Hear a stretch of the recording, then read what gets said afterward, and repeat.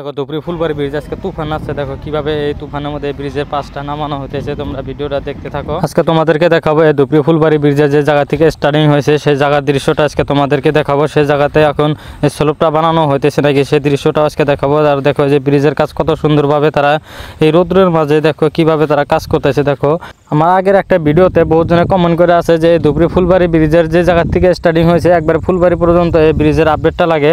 তোমাদেরকে এই আপডেটটা দিব কিছুদিন পরে, তোমাদেরকে সেই আপডেটটা দেবো যেটা টেম্পোরারি যেটা রাস্তাটা বানায় আছে সেটা কমপ্লিট হয় নাই। এই পানির টাইমে ভাঙে গেছিলো, কারণ নদীর মধ্যে যেগুলো রাস্তাগুলো আছে সেই রাস্তাগুলো ক্লিয়ার করে আছে। আর দেখো যে কত সুন্দরভাবে এই ব্রিজের জ্বালাইগুলো করতেছে। দেখো যে এই লোহার পাত্তিগুলা। আর দেখো এই জায়গাতে এই কিন্তু এই স্লোপটি হবে। দেখো এই জায়গাতে কিন্তু এই যে রোলার মারতেছে। আর এই জায়গায় কিন্তু দেখো বহুত বড় ছিল পাগার আছিল।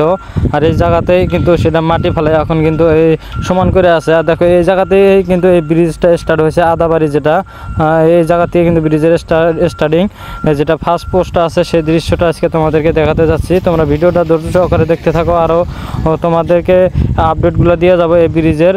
যারা যারা আমার ভিডিওটা এখন পর্যন্ত লাইক কমেন্ট করে না তোমরা লাইক কমেন্ট করে নাও, আর আমার পেজটা ফলো করে নেবা, আর ইউটিউব চ্যানেলটা সবাই সাবস্ক্রাইব করে নিবা। আর দেখো যে কত সুন্দরভাবে তারা কিন্তু ব্রিজের কাজগুলো করতেছে। এল&ডি কোম্পানি, এই এল&ডি কোম্পানি কিন্তু কারেন্ট যে এই কাজ করে আছে কারেন্টগুলো সেটা কিন্তু তাদের প্রাইভেট যতগুলো বস্তু আছে এই ব্রিজে কাজ করতে যত লাগে কারেন্ট বা আরও অন্য ধরনের পানিগুলো যে রাস্তাতে মারে সবগুলো কিন্তু এই এল&ডি কোম্পানির প্রাইভেট। আর দেখো যে এই জায়গাতে কিন্তু আর একটি কিন্তু এই সেগমেন্ট কিন্তু স্টার্টিং করে নাই, সেটাও করবো। দেখো যে কত সুন্দরভাবে এই ব্রিজের কাজগুলো করে আছে। এই দুপুরি ফুলবাড়ি ব্রিজের কত পার্সেন্ট কাজ হলো আজকে সেই কথাটা তোমাদেরকে বলবো, তোমরা ভিডিওটা ধৈর্য সহকারে দেখতে থাকো। আর কত নম্বর পর্যন্ত এই সেকেন্ড সেগমেন্টের যেটা কাজ করে আছে সেটা কত নম্বর পোস্ট অব্দি হলো সেই কথাটা তোমাদেরকে বলবো।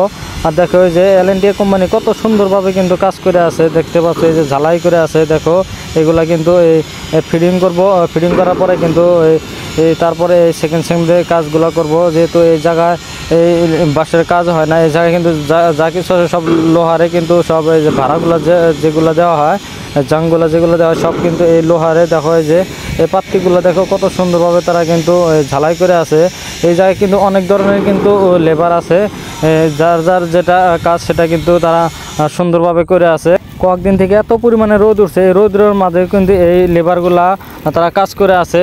আর যত জ্বর তুফান আসুক তাও কিন্তু এই ব্রিজের কাজগুলো করে থাকে রাত দিন 24 ঘন্টা। দেখো যে কি কত সুন্দরভাবে দেখো যে একটি লোক দেখো যে ব্রিজের যেটা সেকেন্ড সেগমেন্ট আছে সেটাতে কিন্তু লোহার যেটা জাং আছে সেটাতে উঠে কিন্তু তারা এই কাজগুলো এই বোল্টগুলো লাগাই আছে। দেখো কত সুন্দরভাবে কাজ করতেছে।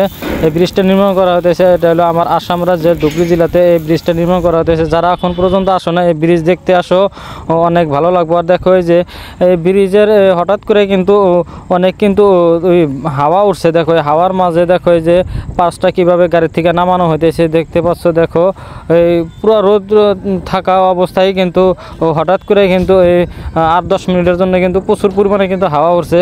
এই হাওয়ার মাঝে মধ্যে দেখো এই যে পাঁচটা দেখো কিভাবে নামাইতেছে। সবাই কমেন্ট করবা তোমাদেরকে কি ধরনের ভিডিও লাগে আর কোন সাইডের আপডেটটা লাগে, তোমাদেরকে আমি সেই আপডেটগুলো দেওয়ার জন্য আমি চেষ্টা করে যাব।